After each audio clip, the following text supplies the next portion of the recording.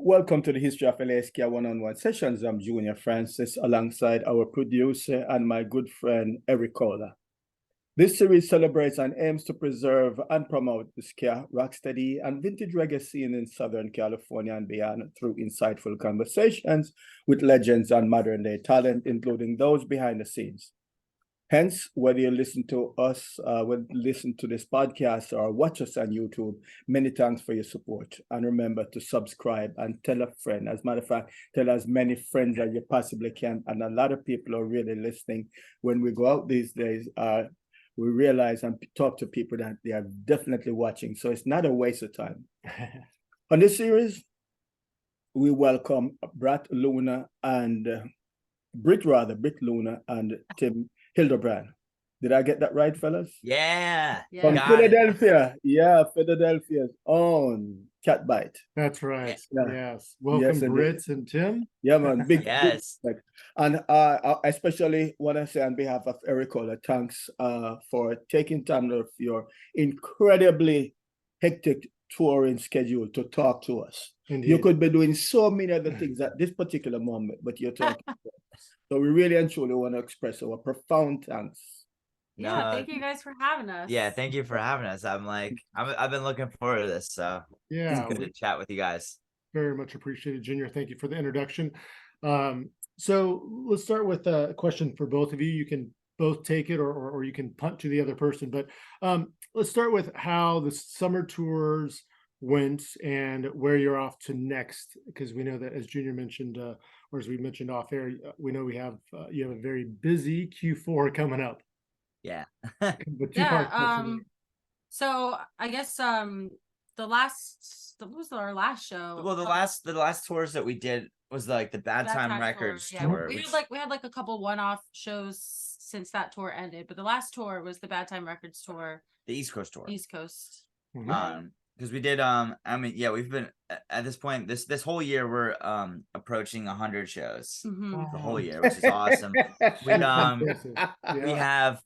have 39 more shows this year, and we're so happy to do this. Like this is what we've all 4 and 5 of us have wanted to do with play ska music, play in the band and tour and stuff, and but yeah, earlier this year we did a lot of headline stuff it was co-headline stuff with our record label mates.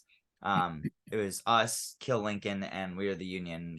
They're two kind of more ska punk bands, but they're on our label, and it's the 3 of us are kind of the most active, biggest bands. And so what we did was basically a full US tour broken up into 2 different legs. We did a West Coast tour, which is the first time we ever got to come to California. Ever.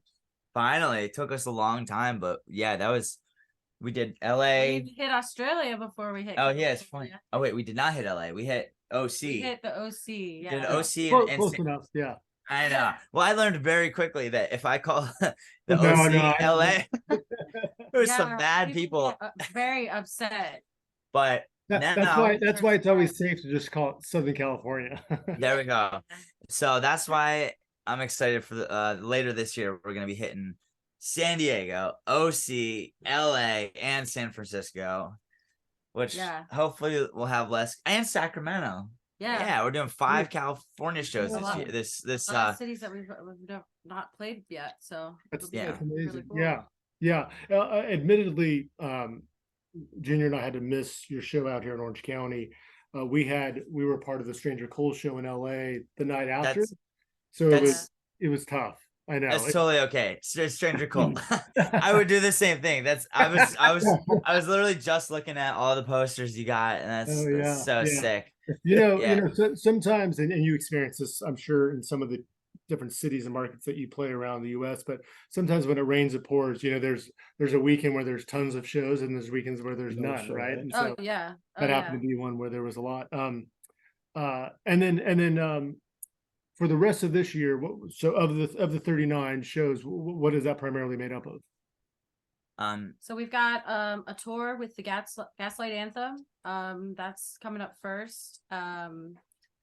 Actually, well, before that, we've got Supernova. Yes. Shout out to Supernova. Yes, Tim Yes. and April, we love them.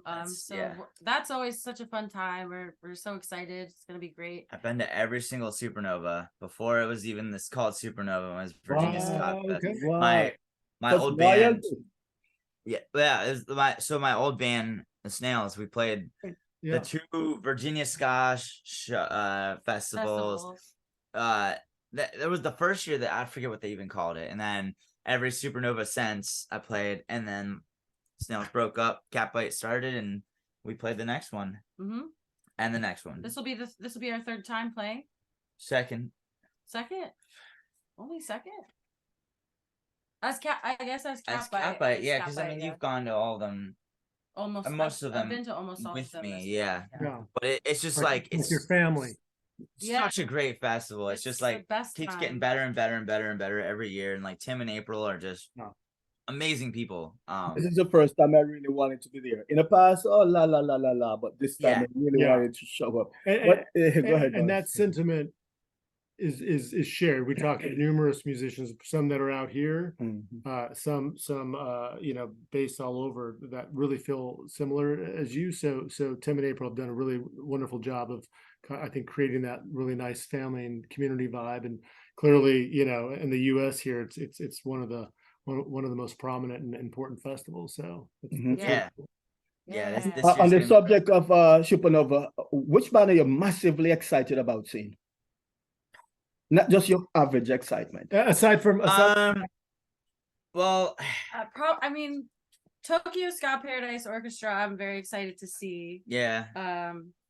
But then, which is really exciting to meet them as well, because we'll also be playing some shows with them in Japan later. In Japan, right.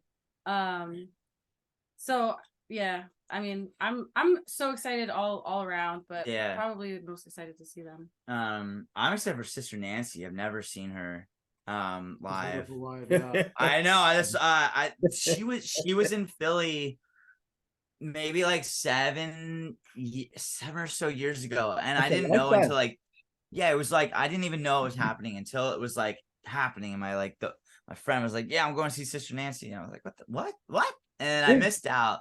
I was so bummed. He said it was a great time. Perhaps one of the most real artists you'll ever meet. Cool. I'm sick. Real.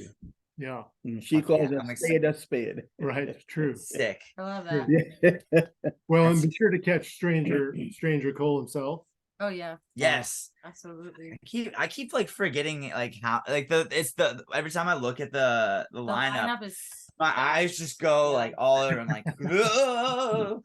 But also like Bad Manners. I saw Bad Manners. My old band played with them like 10, 11 years ago, and it was like there was like 20 people in the crowd, and like it was just like a very weird show. But like I've always been such a huge fan of Bad Manners, and like especially since that show, I think I've gotten into them a lot more, because I was like kind of I was like really into like trad stuff when I saw them, and I wasn't really like that into like two-tone at this point. I was kind of just breaking in, and I was like, the specials and stuff. I didn't really break into Bad Manners. And then after the show and like since then, I've become a lot more versed and much more appreciation to like two-tone as well as like trad stuff. And so now that I have like all this newfound respect for Bad Manners, it's gonna be really cool to see them, especially in the festival setting where there's like not 20 people, and like Buster's like pissed that he's there. Right. He's quite the showman. The signature tongue. Brit, so how did it go? We were talking off here that you both just got back home, but how did it go out here singing with that operation for the 2 California gigs? How was it? It was great. It was really, really fun. I was so excited that they asked me to do that for them.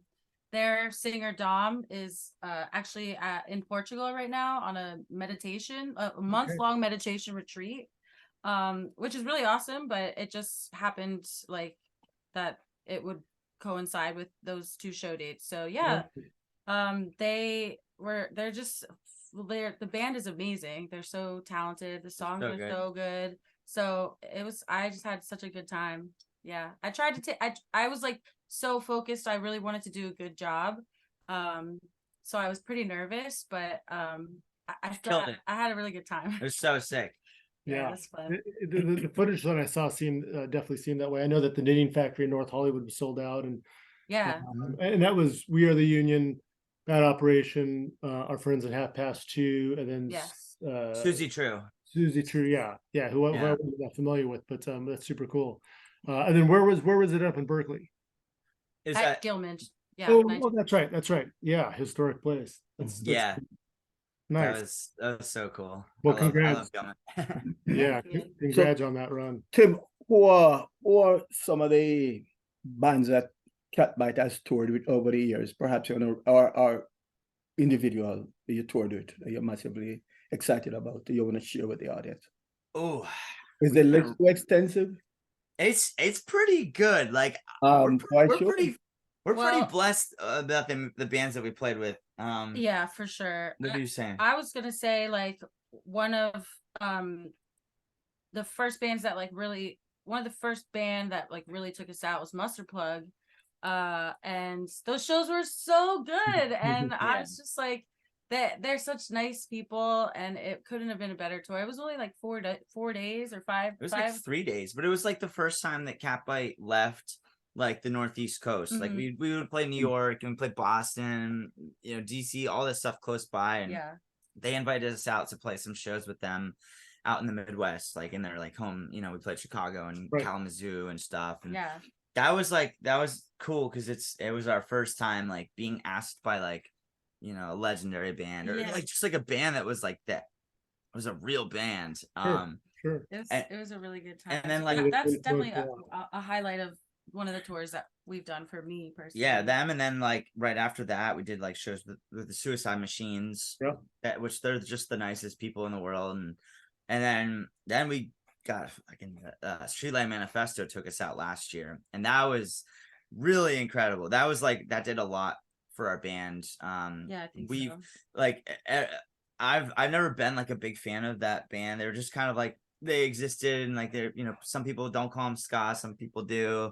Sure. I could care less. They're a really tight, great band full of like really awesome people, and they just like they heard about our band, and one day I just got a random text message from Thomas, the singer of like out of the blue. I was at work and it said a random phone number, and it was like, "Hey, is this Tim?" I said, "Yes." "Who is this?" And it was like, "This is Thomas from the band Streetlight Manifesto. I like your band. Do you want to do shows with us?" That's so cool. obviously I thought someone was fucking with me, but Right. it turns out it was him, and like ever since then we've oops, sorry, did I do that? No, you're good. Ever since then, like we've been friends. He'll randomly send me pictures of his cats and stuff. I'll send cats back at him. Nice. But that was our first real opportunity to get in front of like a lot Lots of of people. people. So it was But, like so some random number, but 10,000, 5,000. nah, not that much, but it was like every show was between 1,500 and 3,000. I think the biggest venue we played was Chicago, 4,000 almost cap room. 4,000. It's 4,000. It was 4,000. That's a lot of people. Oh yeah, of course. It's crazy, like especially because it was like all those shows, it was us and them, no other support bands. So like we'd go out and they give us 40-minute set every night, which was super cool. Like I feel like that's very rare to give like opening band, maybe a direct support band, which I guess we technically were, but it gave us 40 minutes. Their fans loved us. Their fans are really, really cool too, because they show up like before doors. They're just like there's a long line, and so like by the time we are Talking up about there, discipline. yes, they are there for that band. And I think we had a lot of people that had never heard of us. Like their entire fan base. It was like, and we would leave every show we would leave with at least like 200 more fans. Right. There you go. Every That's where night. you build a band. Billy fan base. Right. Oh, for sure. Yeah. So, it was great. It was a really good time. Yeah. But then, we've done shows with Bouncing Souls, which is one of my all-time, favorite like punk bands. And that's who we'll be touring with later this year as well. Mm-hmm. We did 4 shows with them last year, and they really liked us. And they immediately after that tour, they asked us to do every show that they had of 2023. And we said, well, we'll do half. Right. Because it was like, they asked us to do like 80 shows. Yeah. Or maybe not that much, like 60, It was a 70 lot. shows. It's definitely a lot of shows. But we said, you know, we would do the West Coast run and the East Coast run. So that brings us back over there. Finally hitting LA. Yeah. Which that'll be really So cool. that's the end of your list? I mean, we played with the Slackers, Slackers. a handful of times. We've played with who else? There's some cool ones. No Effects, that was cool. Oh yeah. I mean, Big D and the Kids Table, a Yeah. bunch. Big D we played with over in the UK. Well, in the UK most recently. Cool. And those shows were wild. Yeah, Pie Tasters. There we go. Yeah. We played with. There's a lot of bands that like. An impressive list. It's really Yeah. cool. It's like, yeah, it's just so cool that like, you know, these bands that I grew up listening to, and Yeah, you know, my bandmates grew up listening to, and like, you know, got me into music. Like, there's no way I would be doing this shit without, you know, going to see the Bouncing Souls and be like, this is cool, or like all this ska bands, and like I want to play ska. And then now it's like we have these bands like that they'll be texting on a regular basis with me, and like, you know, we're just Fun fact too, the Pie Tasters played our wedding. yeah. Oh, wow. Yeah, that was cool as shit. We're not musicians, so we won't have that experience. No, Getting text like these Right. top shelf musicians. Yeah, I did have Joey Altrudo of Jump with Joey play put a little cocktail. And he texts you, so you know Yeah, somebody. a put little that. bit. So that was fun, yeah. But no, that's amazing. That's super cool. Yeah. Yeah. So It's so really- let's go back to the formation and Mhm. how Catbite came together. Tim, I heard you talk on previous interviews about your band, you know, that you were in, and clearly I know that you've been in the scene, and but talk about how Catbite came together and when. So Tim and I started the project 5.5 years ago. 2018. Yeah. Okay. And it started out of like basically he had like left his like longtime band, and I had just graduated school, and I really wanted to like be in a band and perform, because that's, you know, I went to school for jazz performance, and Yes. a lot of my teachers were like on my case about applying to like teaching jobs and stuff, and I was like, this isn't what I just spent all this time and money to do, is like to teach, you know. So I was like determined, like we've been like, you know, together for almost 9 years now, and we've just been like, you know, doing music, just the two of us together for a little while, but we knew that we wanted to like create something, Start a real band. yeah, start a band with both of us. So And then we wanted it to be ska, because like, yeah, my old band, we started off as a ska band, and like got real, we were like just like a trad ska band, like rocksteady, reggae, ska, you know, kind of like, you know, a mix of like the Trojan stuff and like a little bit of soul and kind of slackersy type of thing. Like it was so much fun. And then that band, we were just kind of sick of not playing in front of it. We started that band in like 2008. And so that it was like that was the Snails. Yeah, so that was like the worst time to be in a ska band, especially on the East Coast. No one gave a fuck. Like it was, people would just make fun of us all the time, you know. Even, you know, we were a great band, but like it just you couldn't like, people wouldn't come out to see a ska band on the East Coast in 2008 through I quit that band in 2018. mm-hmm. And so yeah, but in like the beginning of the year, I think. Yeah, January. My last show was with the Pie Tasters. Mm-hmm. And but yeah, like, so Wasn't the right time for ska. No, but at like the end of that band, at the end of that band, they'd completely deserted ska, wanted nothing to do with it anymore. All the songs were like garage rock, kind of glam rock. It was cool, but like we were a ska band, and we just like alienated all of our friends. And I was like, this sucks. I was burnt out with the band, burnt out with the sound, and quit it. And we're like, let's start a fucking ska band. Like, let's go, like, but like no rules. Like, we can do two-tone, we can do third wave, we can do trad, we can like do a punk song, we can do a rock and roll song. Like, but I want to just like, let's just be, because she just wanted to make music that like we enjoyed, and like, you know, not make it it didn't have to be like anything perfect about it. You know, we just wanted to enjoy the creation of this music together. So yeah. So basically me, Brit, and our original bass player Johnny, who was in the band for the first year. We started writing a couple songs and did a couple covers. And we couldn't find a drummer. We had a drummer that we wanted, who is now our drummer, but like he couldn't commit to what we wanted to do. And he was in a bunch of different bands, but we basically convinced him to. I booked studio time and I booked a show before we had a drummer, and I told Chris, I'm like, hey, so we're going in the studio on Monday to record like 3 songs. Can you just like come and meet us and bang them out? And he's, amazing drummer and like very good at ska and everything. So he just came in, learned the songs that morning, and just like banged them out, had these awesome demos. And then I was like, oh, also we have a show in like 2 weeks. Can you play that? And we got it. You already know the songs now, so yeah, it's easy. And ever since then, he's been in the band. Yes. And he left all his other bands. Yeah. Mm-hmm. I mean, like, to be fair, it is a big risk to just like, drop what you're doing and start a new band. 99% of the time when you're trying to start a new band, it goes nowhere. Yeah.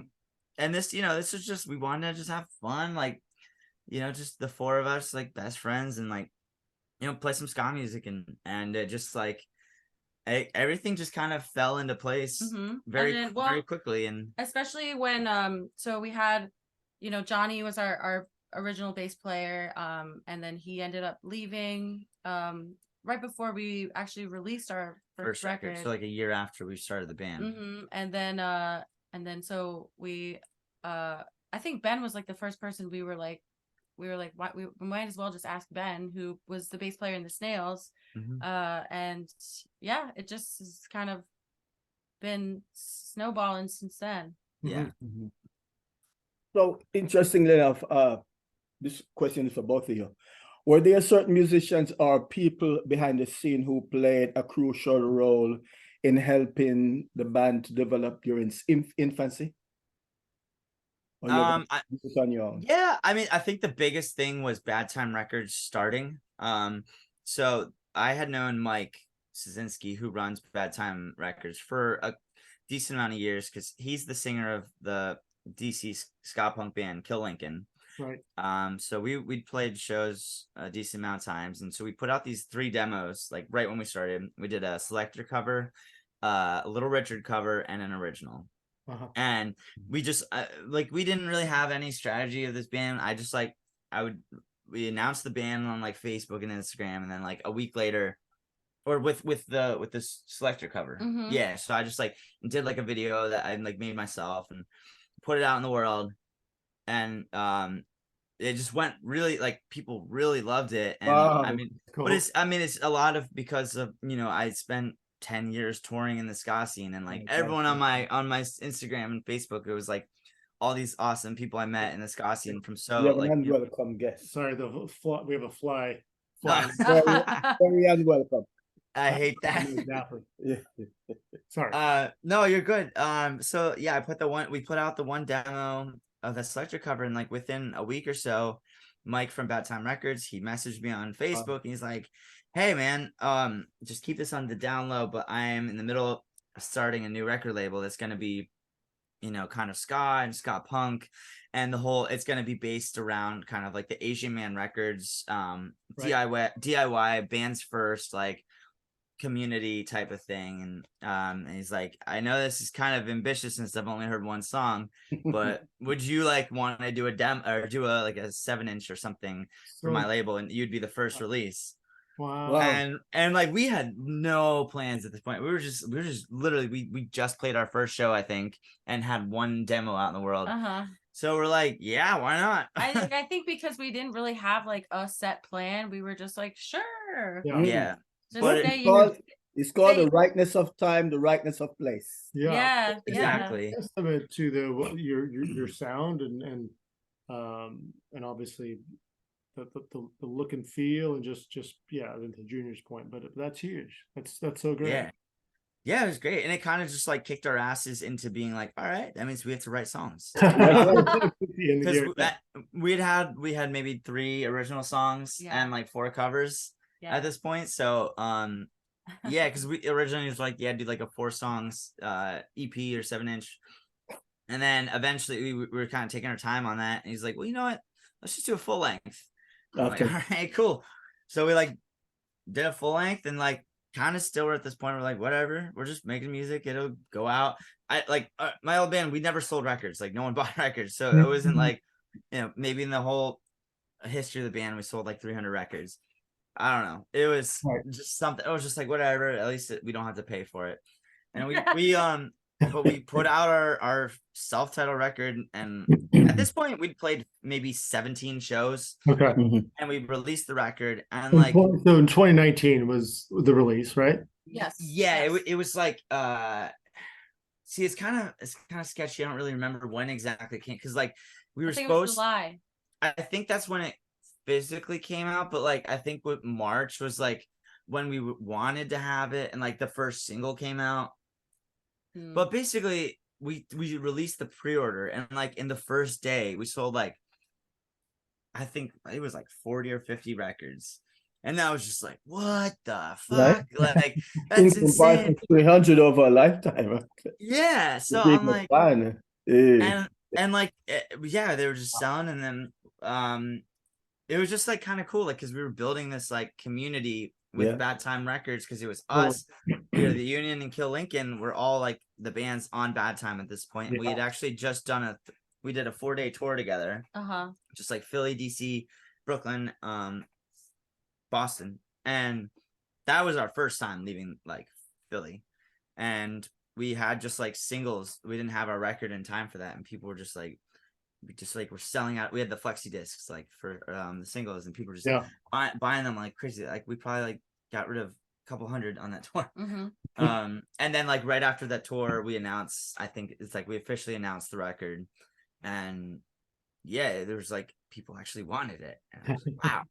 and then like ever since then, it's just kind of been slowly growing. And then during COVID, we really just dedicated all of our time to Sorry, our dog is just crying. Oh no! Oh, real tears? Maybe he or she wants to get on camera and talk. Yeah, he wants to just be in the room with us. I think Xena wants to leave. Oh, go ahead. Okay, there we go. But yeah, that's where was I going with that? One thing I wanted to say about COVID too, because so I heard about you all through social media, probably around the time of the album release, and COVID obviously affected the music business so much, right? Yes. Negatively, but I feel like you all did a really great job in maximizing and doing all that you could during COVID to not slow the momentum down.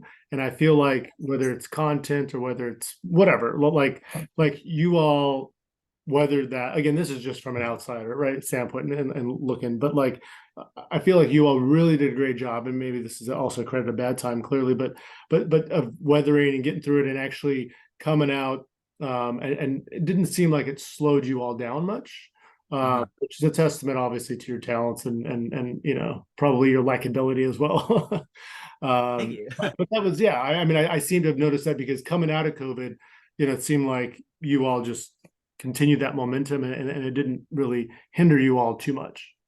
Yeah, I mean, I think that like during the pandemic, we were supposed to start really heavily touring that year. March 2020 was like when we were going to leave, and obviously that didn't happen. So we were like geared up, ready to go, and then everything stopped, and we were like, this will kill us. Like we either the band ends now, or we pivot and like figure out what we're gonna do with having social media. So yeah, I think as unfortunate as COVID and the pandemic was for so many people, it allowed it for us to like kind of hone our skills of using social media, and kept our name out there, kept our faces out in you know, in the online world, and so people wouldn't forget about us. And I think we were able to reach a lot more people just because being online, you can reach, Yeah, you know, right. And people were everywhere. most And people were glued to their correct. phones Yes, and yes, yeah. computers because there was nothing else to do. So Right. Yeah. I think we're fortunate in that it definitely helped us and our band. Yeah, I mean, like the main thing is like as soon as COVID hit, like she was saying, like we were super motivated and ready to hit the like we had a little bit of momentum behind the band. People were like starting to really like, especially locally, were like see us as a real band, and like, and as soon as COVID hit, we're like, well, now we have to cancel all this stuff, and we have this momentum, and it just immediately we just pivoted all of our focus and energy from promoting like local shows and, you know, just individual things into like, we just kind of pivoted into like a more wide thing. It's like, all right, well, now we are only available on the internet, but guess who has the internet? Everyone in the world. Right. So it was like our focus had gone away from promoting like our Philly shows to like, you know, promoting the band online and like showing what we are, and like, you know, like, you know, we Brit and I mostly do all the social media stuff, and you know, it's only just like promoting our stuff, but like also promoting like friends that are in other bands, and then them vice versa doing the same thing, and so that, you know, that reach going to, you know, their fan base and their fans smart. Then so it was cool. It was cool. Like it was like the first day of like lockdown. I just remember like waking up and I was like making some breakfast and kind of just like in a daze, like what do we do? And then I'm just like washing the dishes. I'm like, I had the idea, why don't, for the every day of this pandemic, me and Brit, because like that was another thing, we were really lucky. Brit and I are married and we live together, and it's like I play guitar and she sings, so it's like we really lucked out because a lot of people could not see their bandmates,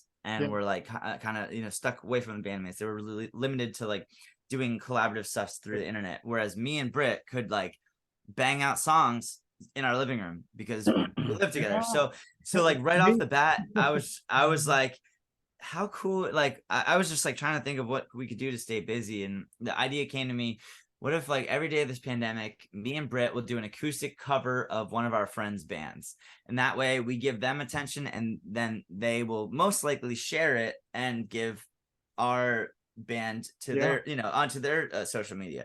So we started off by covering our friends Kill Lincoln, first day of COVID, and like I was working during all of COVID. I had like an essential job, but I would come home and then, you know, during the day I'd be texting Brit like, let's figure out what song we want to do. All right, cool. And she would start learning it while I'm at work, and then she would kind of like get the chords ready, so I could just come home real quick, learn it, and then we'd take like two or three takes and just like record, you know, just this fun stripped down version, just you know, appreciating our friends. And like we did, you know, we did it for like 15 days straight, every single day. Yeah, we definitely, well, everyone thought COVID was going to be done in 2 weeks or whatever. We all thought. So so we were like, okay, like that's cool. That'll just, you know, it's something for us to do. Yeah. And pass the time and like, you know, keep us like playing and singing and not losing our minds. And then obviously that turned into it was great, a lot longer. But like just stuff like that, like we really got ourselves in front of a lot of people because it wasn't Philly bands. And like we did like Mike Park, and we did like like the Skints, like bands all over, and almost every one of those bands would be like, would feel super appreciated, which is everyone needed that during COVID. But then they'd be like, wow, I'm gonna share this, and then, you know, their fans would be like, oh, that's cool, I've never heard of this band, and they're covering one of my favorite bands. And at the same time, like our fans are like, wow, I've never heard of this band, because we tried to do smaller bands that like we're friends with. You know, some were bigger, but for the most part it was like bands at our level or comparable. Very clever, to reciprocate that way too. But the eternal optimist you guys are during COVID. I spend most of the time thinking, am I going to make it? I've just seen so many people dying in New York where I have lots of family and, Japan and everywhere. You guys are extremely clever. But I want to ask, who's your primary songwriter for Catbite Me? Both can take that. It's like a combination of Tim and I. So Tim usually will come to me with like a riff or like chord progressions or something. Sometimes like a vocal hook, but not like, yeah, it's mostly just the music and stuff. And then I'll kind of sit down with her and we'll sit together and we'll kind of just like, we'll either go over like sections, like we're like, let's work out this chorus section, and then I'll like come up with like melodies and lyrics. And then we'll do like a very basic demo, the two of us on like GarageBand, and then we'll like send it to our bandmates. And then like when we all come together and work on it together, it's like everyone has like heard it already. So we all kind of have ideas of like what maybe we want to try at rehearsal, and then kind of gets workshopped even more once we're all together. So I've gone to the point where you stop doing covers. We still do covers. I love doing covers. It's always fun, and it kind of expands the mind. And like whenever we do a cover, almost every time we do it, we make it our own. We don't really do strict like absolutely like cover exactly verbatim as the original. For the most part, we put our own like Catbite spin on it, and that also kind of helps us find our sound, because we did a lot of covers during COVID, and like kind of when we were starting off as a band, and we would like on our first record we do an Elvis Costello song and make it like basically into like a two-tone song, because it's so close, it's so close to being a ska song already. But we gave it our little Catbite feel to it, and it's just kind of cool to because like we write songs in a certain way, and it's always cool to like see how these other artists write their songs, but then we take those songs and we make it into like a Catbite song, and then that kind of like helps like broaden your like your musicality. 100%. Has anyone covered your music, your songs? There's been a couple times. Where'd you have? I can't put it all the way in because then I can't hear. Oh, really? It's louder if I don't do that. Oh, okay. There was someone in Detroit who covered Bad Influence. Oh, nice. Yes, in like a really indie style. Yeah. She was cool.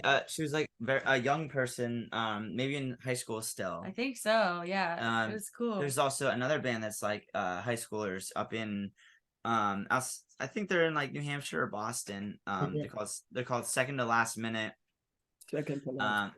And they're kind of just like very young and like figuring out their stuff, but they're super talented though.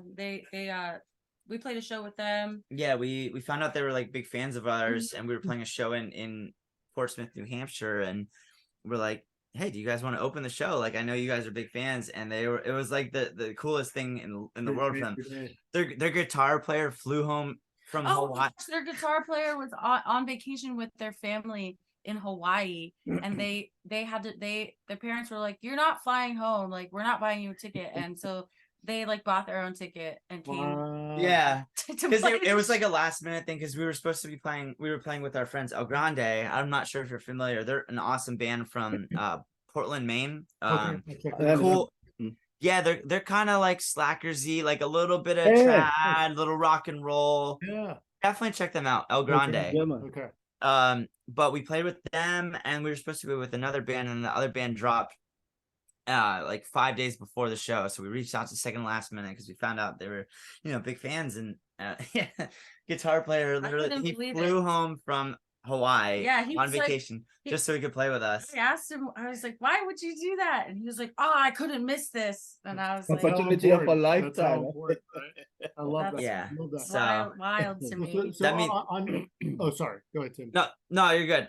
I wasn't gonna on the subject of covers and I'm jumping ahead real quick because that was one of my questions later on. White Riot, you all do an incredible job of covering that tune by the Clash too. I love that so much. And then I know you do Everybody Talks Neon Trees song, and then Bitty Bitty Bomb Bomb, Selena. Yes. Talk about that very last one because it seems to be a little more of a unique type of style. Yeah, I mean, so I'm half Peruvian, and I grew up in South Florida, and it's like that's my culture, you know. And I grew up listening to Selena, and my dad was always playing like Spanish music in the house. And so it's just like something that I've always loved, even though I really can't speak Spanish, which is I'm a shame on my family, as they like to tell me. But never too late. Yeah, no, I mean Duolingo is a thing, and I just got to get back on it. But yeah, so I figured like it'd be really, really cool to just like do a song by Selena, and really well. But she sings in English. She has a couple of reggae songs. She has her, well, like, you know, before she passed, she was like on track to like release her first ever like American album. So yeah, I love her, so I thought it would be a really cool join the club of people who love her. Yeah, well, that it was really, really well done. I enjoy the arrangements and Selena and everything about that. So going back to the songwriting, what are some common themes that you all write about? I think if there are common themes. Yeah, for sure. I think a lot of times like I write about like personal like maybe things that like I've experienced in life, so like more personal to like me, or just like emotions and feelings and like things that I've experienced in life. That's like what I tend to write, I think. I feel like your style of writing is a little bit different. Mine's a little bit more like mental health stuff, and like relationship stuff, just like I mean not sad boy music, but it's definitely our music always kind of has a dark theme to the lyrics. Like loss of love, or you know, so do you avoid social commentary songs? No, I don't think we avoid it. There's a couple because like I mean, well, like Creepin' is a song about like sexual abuse in like the scene and stuff, and like just feeling like prey sometimes, like not just in any scene specific, but like just being a female person at a show, and you know, being in some uncomfortable situations that, you know, don't have to happen, but they do because these people feel the need to, you know, impress themselves on to others, and that's not cool. So I think, you know, what would be a for instance, as you mentioned that? Oh, well, specifically being put in an uncomfortable situation, considering that you're the singer, you're the band member.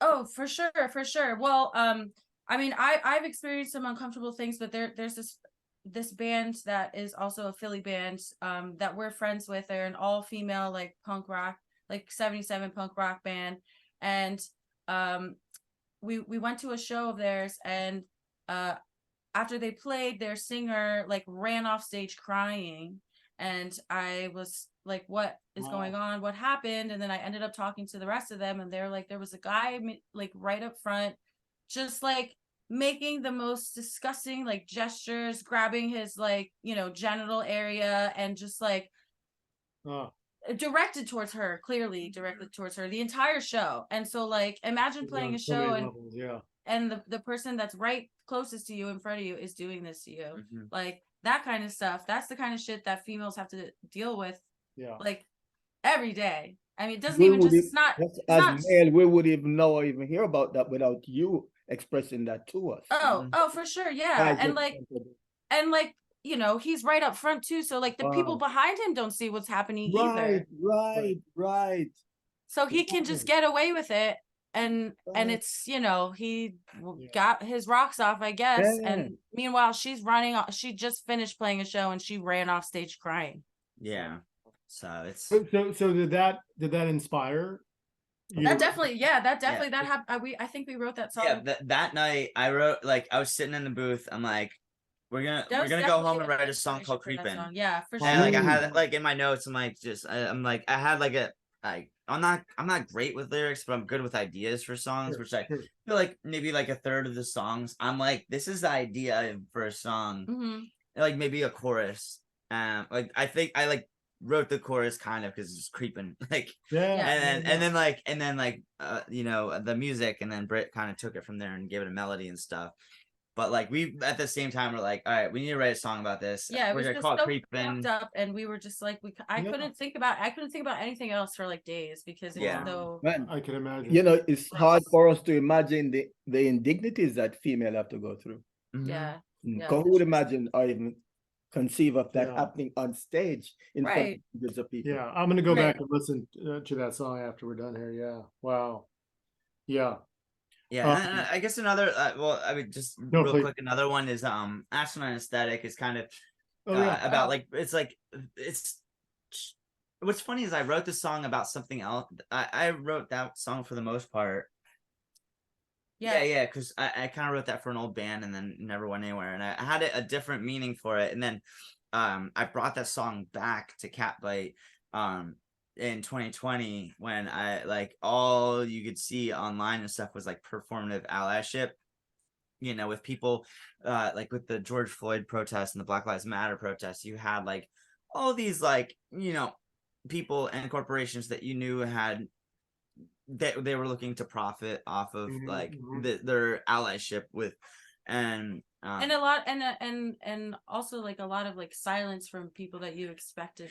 Yeah, that was more there was of, you know. Sure. either performative allyship or just silence. Like, you know, Yeah. there was like some band, like a lot of bands in the scene that like legendary bands that like, you know, were like all about, you know, the being punk rock and like, you know, unity and all this stuff, And said nothing. and then you wouldn't see any them saying anything like Yeah. at all. And like we're just so that song is like specifically about that. And You know, very clever. It's title, easy to too, keep your that head song. in the sun like, you know, an ostrich. It's very Yeah. convenient. Yeah, But taking a yeah. stand, that's something else. Yeah. Yeah. But I think like for the most part, like we don't write anything. I mean, it depends, like, because like things that happen, like seeing our friends, you know, play a show and that happened to them, that inspires us to, you know what I mean? Like, and maybe that didn't exactly happen to me, but similar things have happened to me. So like it's just like experiential thing. So like, you know, we see like these injustices happening, and so like it causes us, or it brings something up in us that makes us want to like write towards these things. So, And you think that guy may have taken advantage because it was an all-female band? I think probably, If it were yeah. guys, if it were guys, maybe he would have taken second thought. Oh, because maybe the guys would see that. And show some red stripe on him. Yeah, they should have. Yeah. Red stripe. I mean, also not even just like that one creepy guy. Like I was like, you know, watching the set, and it was just like it was like a 3-band build. No one came for the first band. Then this band plays, and just all these dudes and like older men, and just like so weird. people that like you didn't see at punk shows ever. Like these guys, and they're just like, they just came out of nowhere, and they're just like came from the shadows, and now they're up front, like videoing the whole set. Then they're the Vixen 77, the band, they end, and then they all leave, and then the next band goes on. There's no one there, and it's just like it's just fucking creepy. Weird. And you know, you see that a lot in this, not even just the scene, but just like in general. So yeah, really sad. Well, on a lighter note, so Catbite has a very, as we touched on, unique and really infectious sound that really seems to, we feel you all stand apart from a lot of the other bands on the scene, you know, by blending the power pop with the garage rock, with the ska punk and even some rocksteady and reggae type tunes. So how much of that was by design? And I know that you said earlier on you all wanted to just play what you feel like you want to play, but how much of that is truly by design to kind of incorporate all those sounds versus just kind of a natural evolution? It's definitely a little bit of both. It's Okay. like, I like, it's always been, at least for me, an intention to have a little bit of everything on the record, because I personally can't stand when something's like a record sounds all the songs kind of sound the same. What catches, I have really bad ADHD, so it's definitely for me, like I'll be listening to a band that I really like and it's like their new record. I'll press play. I'm like, cool, this first song is cool. And I'll just be listening and like I'm not there until something new happens. And like, Yeah. oh shit, we got like an acoustic song. Or like whoa, they changed it up, like different singer, shit like that. And that's always like dynamics and like, just range has always been very big for me. And that's what always stands out for me. And I feel like I feel the same. I feel like it helps us like to stay creative too, because like it's easy to go ahead and write one song and then write something that's kind of similar and write another one that's kind of similar, but to like try and I don't know, like piece together like maybe two different genres that you wouldn't think would maybe work, like ska and power pop, or ska and like soul or whatever. Just like I feel like we all like so many different kinds of music and ska music, so like it's cool to just like kind of weave it all together and into some kind of like fused sound. Especially since ska is literally the conglomerate of many different things. Exactly. Which is why it's so cool. And it lends itself to like so many other like genres of music. So it's just fun. I think it's fun, and it keeps us like it keeps it interesting. It helps us like stay creative and it's like cool because like me and Brit will be like, all right, let's write a rocksteady song, and then it's like next thing you know we wrote like Bad Influence, and it's like that's sick.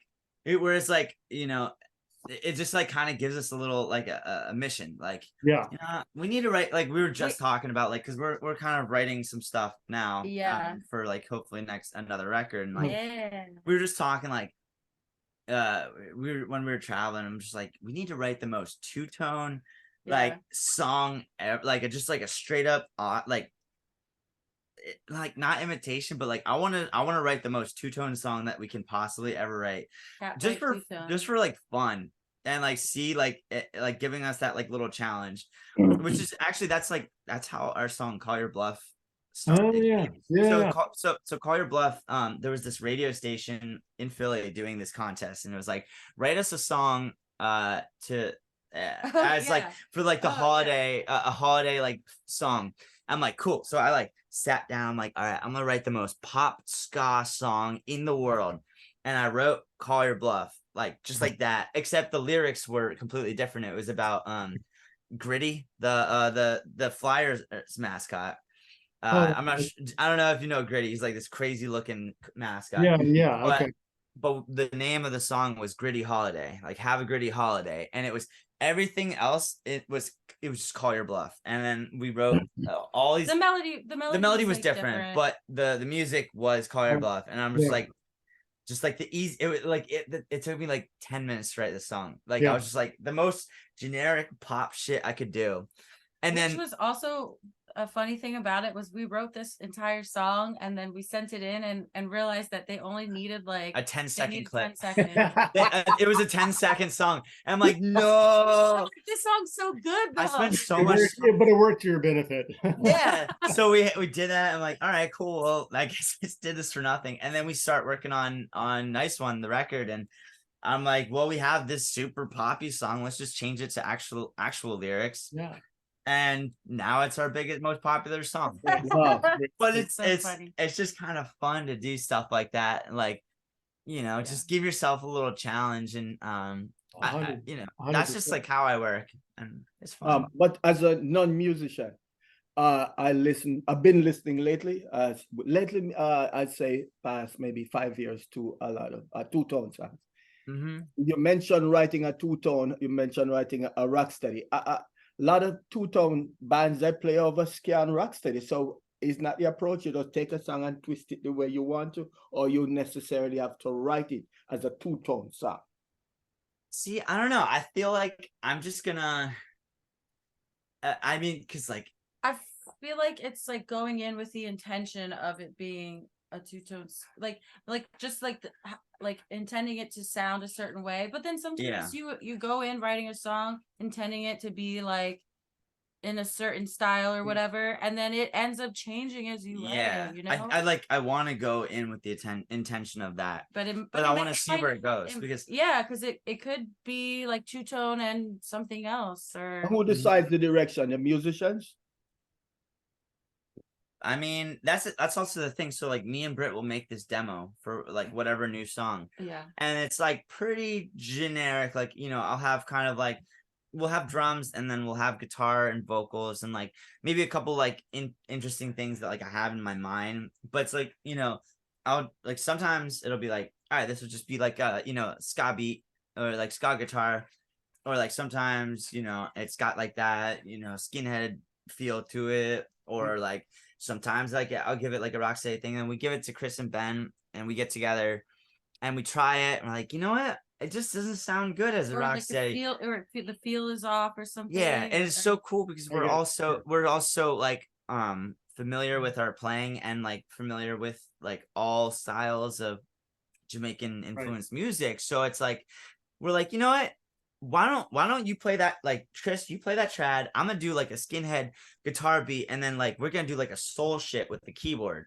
And let's just try something like that. And we do it and we're like, shit, that's cool. And then like that happens all the time. You know, the song starts off just like a regular, like, you know, two-tone, like got. But it, you know, it over the time of like trying it, because it's hard to like try shit when you're demoing it, because I'm playing with just computer drums. It's basically doing the basics. They don't do a ska beat. The computer drums have no idea what ska beat is. We have to change that. I know. I'm like, how? I don't know why it hasn't. I mean, as long as it keeps a beat, we'll figure it out. But so that's fun. Going back to the diversity of your sound and uniqueness, the other thing, I think the other advantage and great aspect is when you can be described by so many different subgenres or types of music, it also lends yourself to be able to tour and open and share bills with a variety, right? You're not pigeonholed and you can only play with ska, right? I mean absolutely. You all could play and hopefully in the near future, you know, you can play some mainstream festivals, right? I mean, you can play, you can open up for other alt rock acts or whatever that might be, right? So like, that's a huge advantage. That was something that like at the beginning wasn't intentional, and then like as we started playing and stuff, we just were like, wow, we realized we're getting all these offers from bands that have no business taking ska bands on tour. Like we play with this like crazy math rock band called Screaming Females from New Jersey, and they don't fuck with ska at all. Like they're like pretty like well, they did the cover. Like they did a Selector cover after being friends with us. Yeah, they did a Selector cover. It was just like everyone was like, you should listen to their cover. It's great. They're really cool. They're very interesting. Like a 3-piece, just like math. The singer, she is probably one of the best guitar players of all time. Shreds. And like, but like they took us. They announced that they were bringing us on tour last year, which we ended up, our bass player got COVID for half the tour. We had to drop, but still, it was like people were just like, "What the hell?" And then like, but then we did so well in front of their fans because we kind of have that weird, like, which also is the same thing. Like we can play with the Slackers and we can play with the Suicide Machines, and we play with the Scotalites, and you know, we're playing with all these bands like across the ska genre, but also Gaslight Anthem, the Bouncing Souls, like all these bands that really aren't ska or ska adjacent, but we've been playing with them, and it's something that we've definitely noticed, and we're like, oh shit, like we're doing something here that, you know, isn't pigeonholing us, and we're gonna keep doing this. Fantastic. sure. You know, Brit, I wanted to ask you, what are some of your biggest musical influences? Well, But Amy do people Winehouse. necessarily have to have influences? Well, of course we have. I mean, yeah, definitely. So Amy Winehouse is a big influence of mine. Just like her style and like the soul that she put into her music. But then on the other side of the spectrum, I grew up as like a pop punk kid, and so I really love Paramore, the band, and like Hayley Williams, who's the front person of that band, is like someone I like aspire to be. She's got like such a really like amazing stage presence, and I feel like that's something that I try to do, you know, for Catbite, is like they would be great for you all to go out on tour with. I think so too. That'd be like so sick. It's funny, I like just recently got into Paramore because of her. They're such a good band. Like we actually did a cover of a Paramore song during COVID, and it was that one we really had fun with. We like started off with like a Buru beat, like playing like the trad ska, and then like goes into like a straight up two-tone song, and it's got like crazy like halftime bridge and stuff.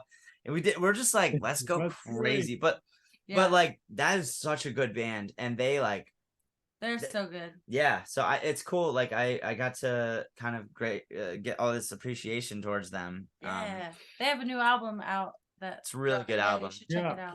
Came out this year. And then there's also like there's like a couple singer-songwriters that I really love.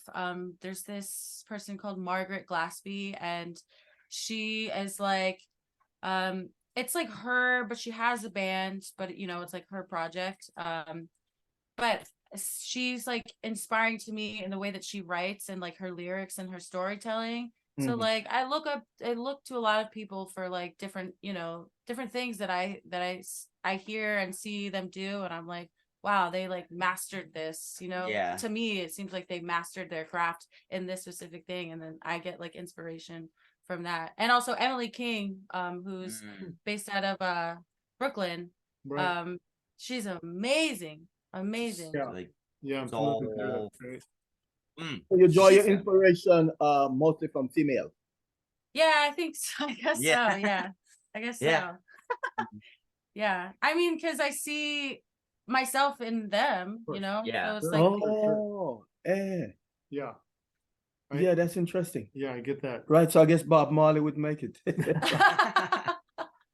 maybe he's on Tim's list. Now, while we're on this subject, Tim, who are some of your influences? I mean, as far as like guitar playing, Mick Jones and like Chuck Berry and like Sister Rosetta Tharpe, those are like kind of my big ones. Just like, you know, the just like simple but aggressive guitar playing has always been. Those are groundbreaking artists right there too. Yeah, I mean, because like I started playing guitar when I was 18, so I got like a really late start. I'm 32 now, so but like I learned guitar to join my old band and never really got good at it. I just kind of existed as a guitar player and would like play what I needed to play. I played rhythm guitar in that band, and then just kind of. But you were very good at it. Yeah, that. But I never played lead guitar for like the first. Try to do anything beyond that. And then like I really started getting into like, you know, I mean I've kind of always been into the Clash and that, but like, you know, I was kind of getting into like Chuck Berry and Sister Rosetta Tharpe and I don't even know who else. A lot. Elvis Costello. Oh yeah, Elvis Costello. Him in general, like guitar and songwriting. Huge fan. But like I just kind of realized like, you know, there's a lot of music that you don't really have to be technically advanced, but you just got to have like that feel. You got to have the rhythm, that aggression, the like percussive nature, which I have all that. And like I'm getting better at guitar playing, but I always think you don't need that many notes to get your point across. And that might just be my laziness talking, but like, but you know, there's like some of those Clash songs where just Mick Jones just plays like simple little solo, but it's the best part of the song.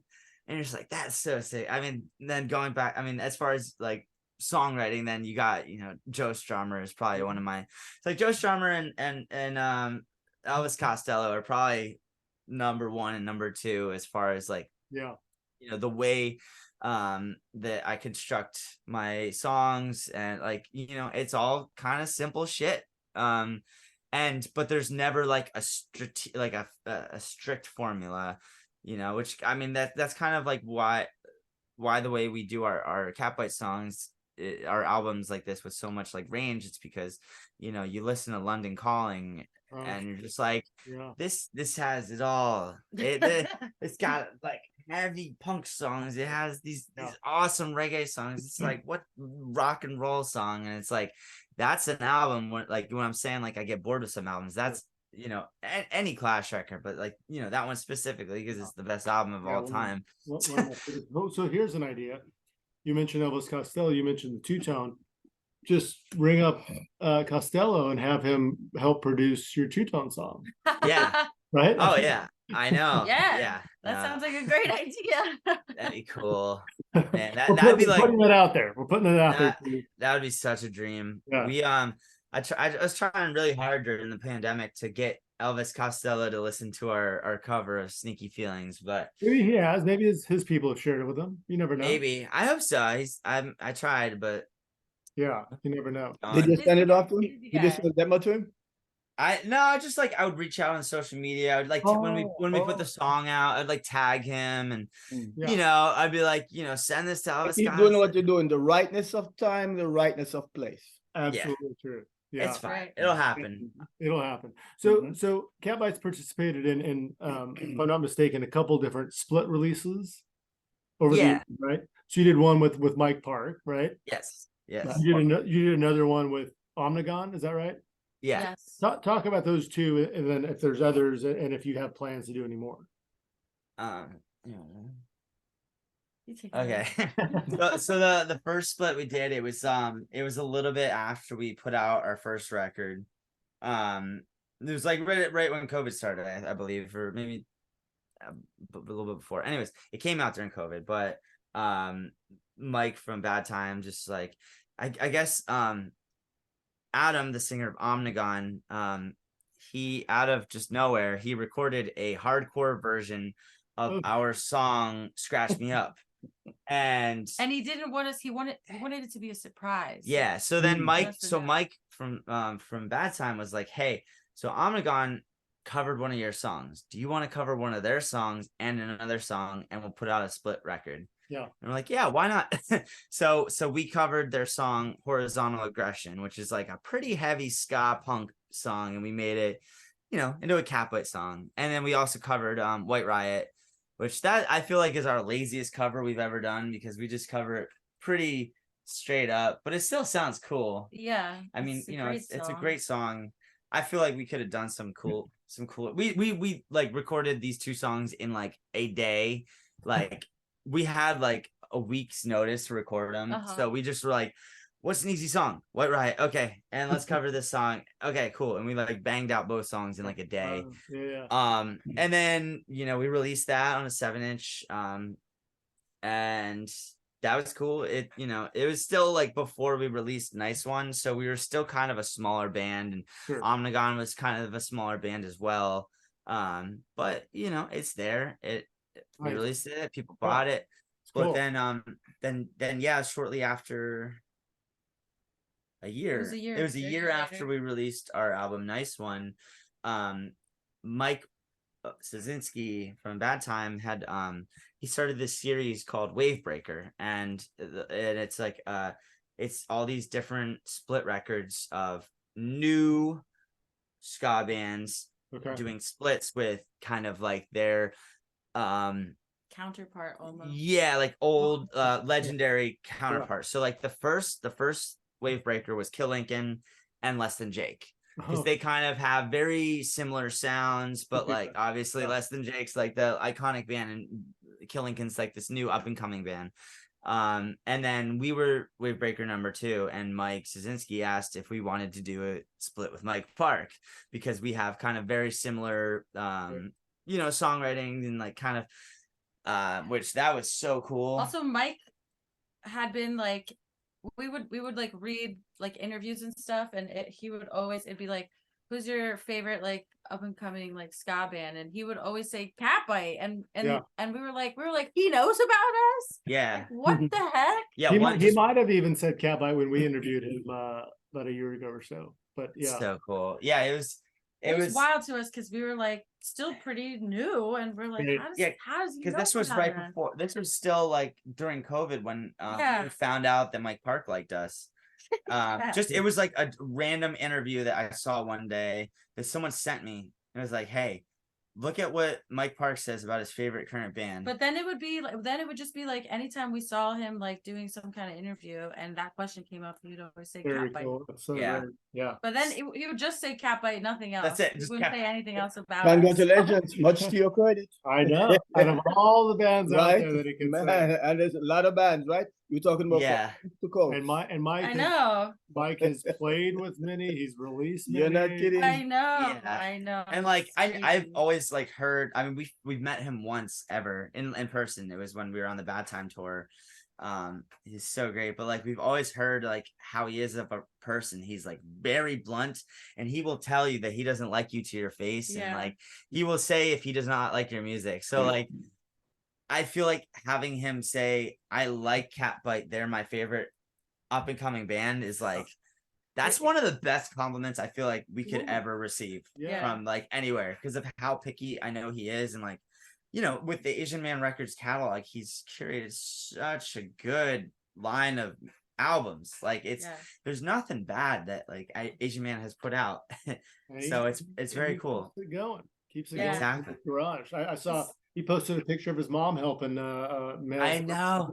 I was so sad. We were supposed to we were gonna stay with him when we were out there. That would have been when you were there. Yeah, we were gonna pack some records, meet his mom, and he was gonna take us to get some tacos. Yeah, but his son got sick. One of his kids got sick and like had like meningitis. It was really bad. So he's doing good now. He's doing good. Later. Oh, that's good. Yeah, maybe later this year when you come back.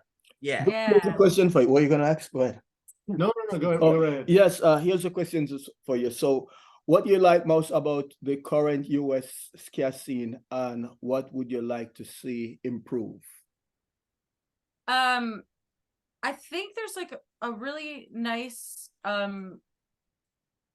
community involvement at the moment. But I think it could be better because I feel like there are still some like there's a lot of exclusion. Yeah, I think there's still some exclusion in like the trad ska scene. Not very much liking the like more ska punk kind of stuff. There's definitely a divide there, like between the trad and the ska punk. Yeah, and I feel like it's slowly getting better, but like I don't see a need for that. Like why does anyone that need... dates, and then I can only speak really from out here in Southern California. But I mean that dates back to unfortunately the early 90s. And I don't think that's going to change though. You don't think it's but there's definitely I've seen because there's room for both. And like because like my old band was like a trad ska band, so I was on that side for the longest time, and I feel like so like a lot of the people that I met touring around with my old band was like are all these people in the like trad scene, and I became so close with them. And then now like I'm in this band that's I wouldn't call us like a ska punk band, but I feel like we're kind of like bridging the gap a little bit.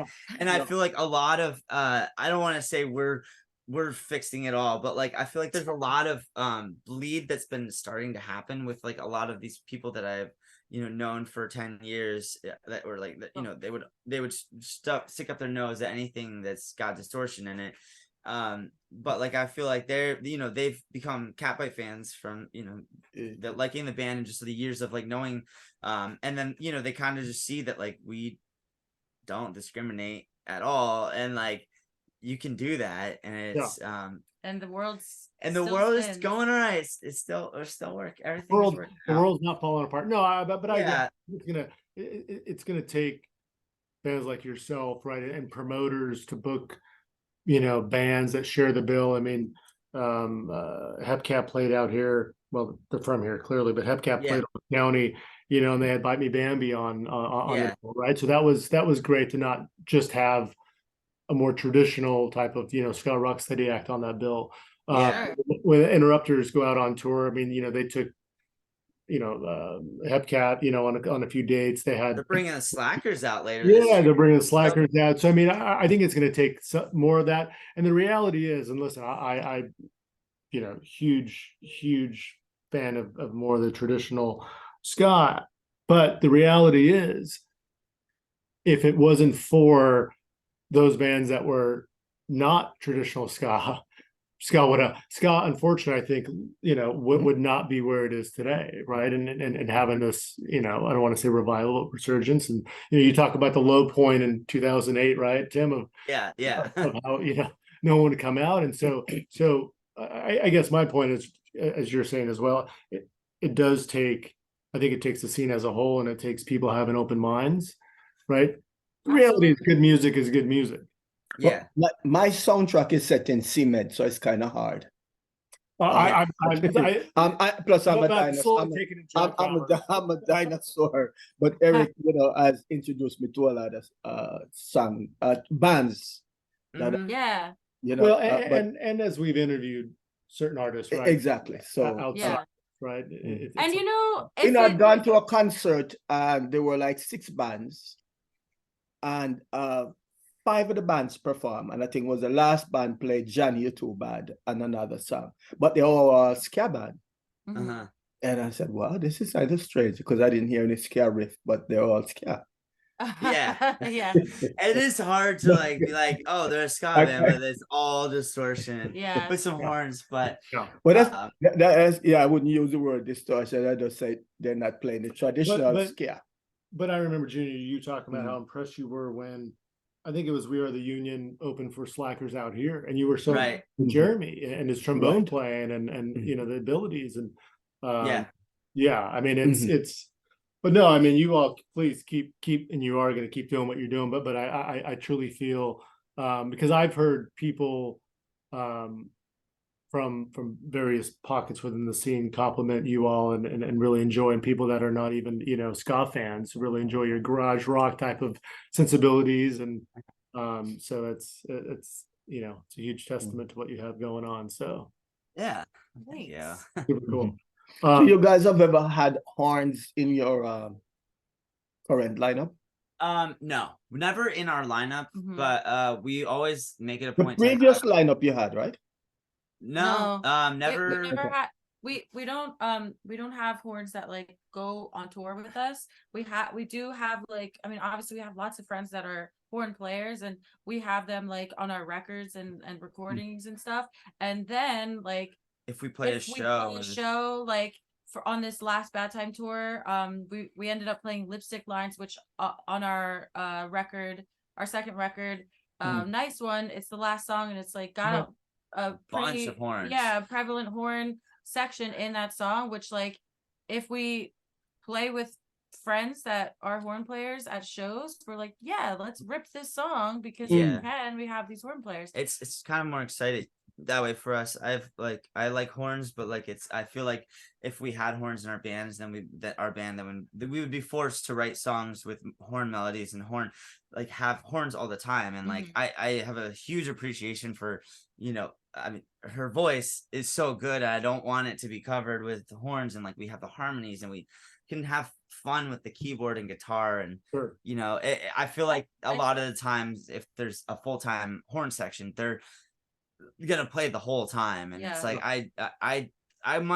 I'm a huge fan of subtle horns. The Slackers do a great job. Bands like Slackers, I love them because they're not always playing the horns. Glenn will sing, he'll have his trombone when it's necessary, and even Dave Hilliard, and a great singer at that. Yes. Yeah, exactly. And it's bands like that are great, but I just feel if we had full-time horns in this band, it would take a turn, and we would become less of a vocal guitar keyboard driven band into like a horn heavy band. As a vocalist, I feel a little selfish in that I don't want to have to compete with a horn, like a sax player, especially because like that's the same range. Yeah. But it's this way, it creates a little bit of mystery for our live shows. It's like, oh shit, like this time, like I saw Catbite and they had horns for like 3 songs. That was crazy. And it's like, nice. Keep things different, and like we're so flexible with our music. Like the studio version is like the ultimate, like ideal version of our songs, and then our live show is an interpretation of our studio songs, but with the resources that we have.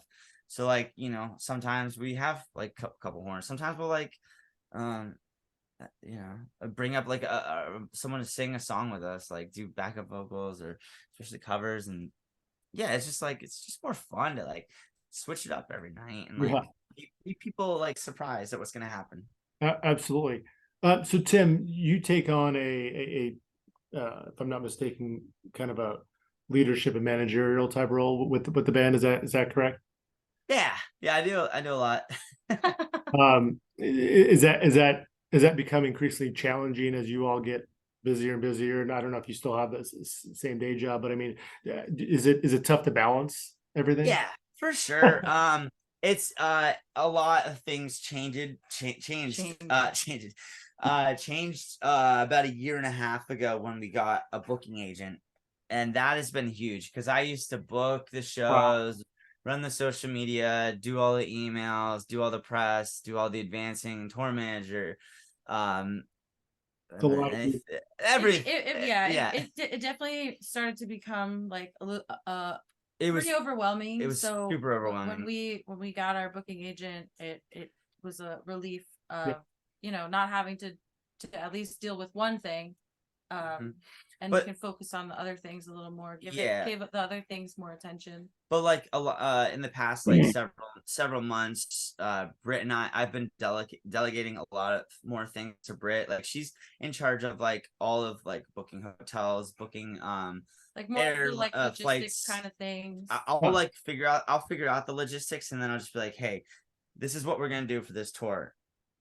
You go to town and find us the hotels and like the flights and like shit like that, just like, which has really been so helpful because I used to be I'm a very controlling. When I have a project, I like to just do it all because I've dealt with people that don't do stuff well, and I have a hard time like relinquishing that to other people. But like she's really stepped up, and now it's like the 2-man operation. She's definitely like my secretary / co-pilot. I'm for like, a lot of shit. The accountant. Do you think she was here all along? It's just that you weren't delegating responsibility? Yeah, so it's like, I mean, as soon as I delegated, I was doing it all for the longest time, and I always have every band I was in. And then I would just be mad all the time because I'm like, I have to do all this. But then it's like I also yeah. And then as soon as we took on the booking agent, I'm like, okay, got rid of that. That felt great. I guess I can do this. I can not do everything. And like since Brit's been doing a lot more stuff, it's we both have like full-time jobs when we're off tour. We both have good flexible jobs that we can tour, and then we come home and we work nonstop. So it's like, we're not real. We don't really have much downtime. So it's like, we're either working or doing band shit or sleeping.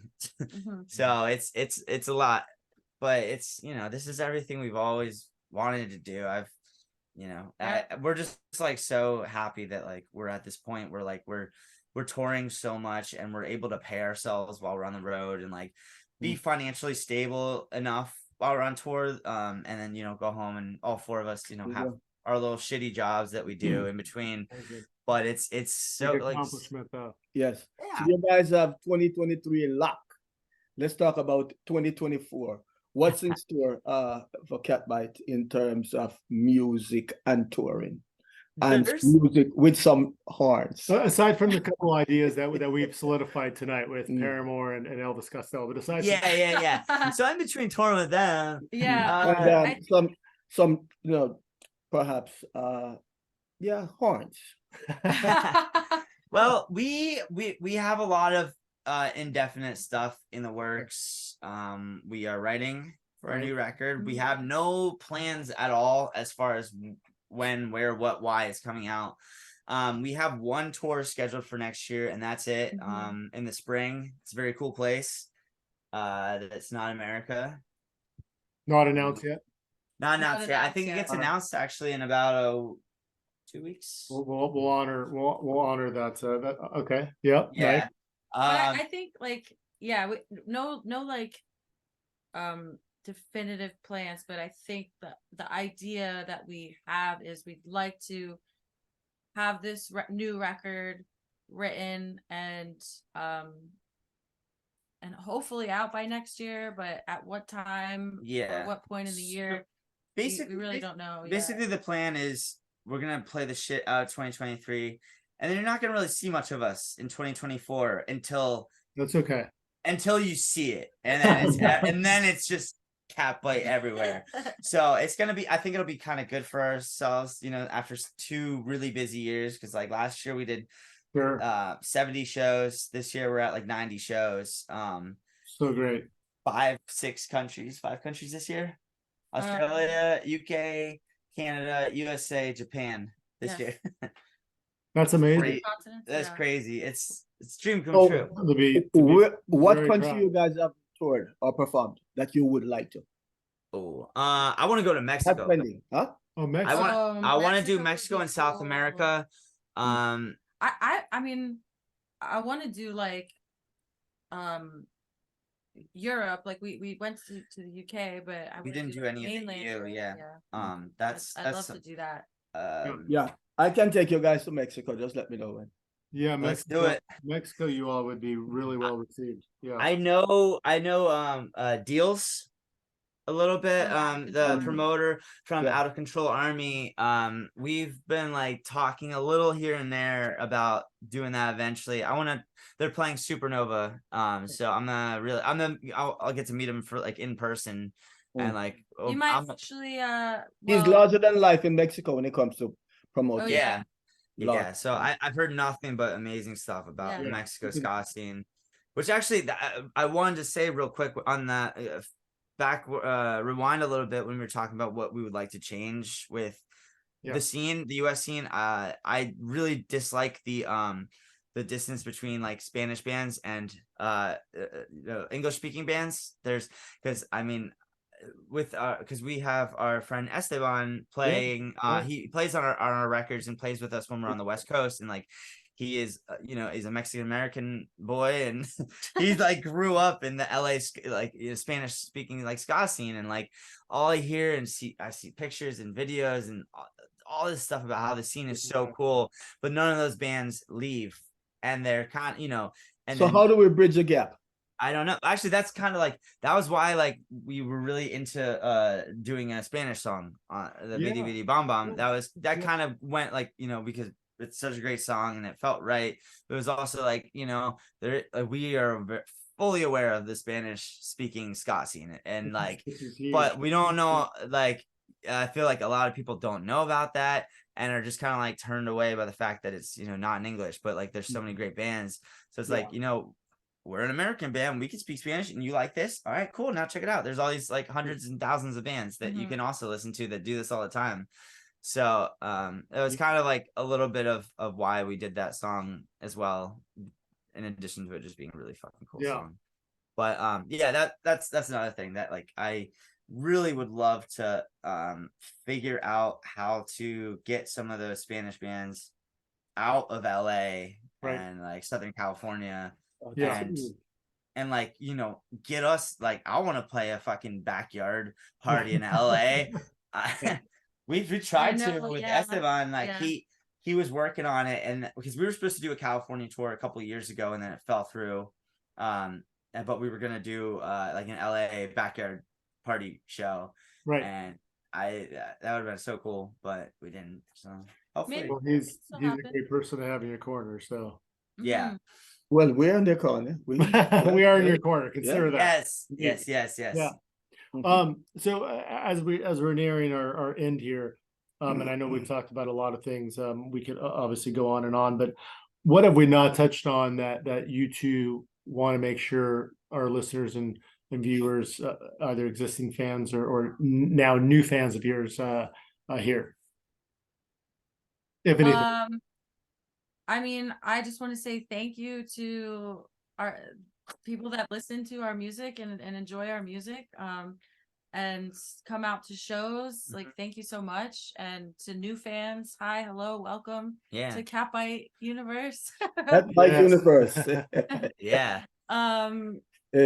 Yeah, it's a dream to be able to do this, and it actually feels like, it feels like we're kind of a successful band, in the fact that we are playing shows, and it feels really good because this is all I've ever it's all of us have ever wanted to do. No, the universe doesn't always talk to me, but it's talking to me now. I think we're going to do some work in the future. Yeah. Hell yes. Yeah, why is it talking to me? Yeah, there we go. All right. Yes, yeah, I think so. I think we have just about reached our destination. We have, and but big congratulations to you both. It's wonderful to finally meet you. Thank you. You too. We will see you next time you reach the Southern California area, whether it's OC or LA. Absolutely. Yeah.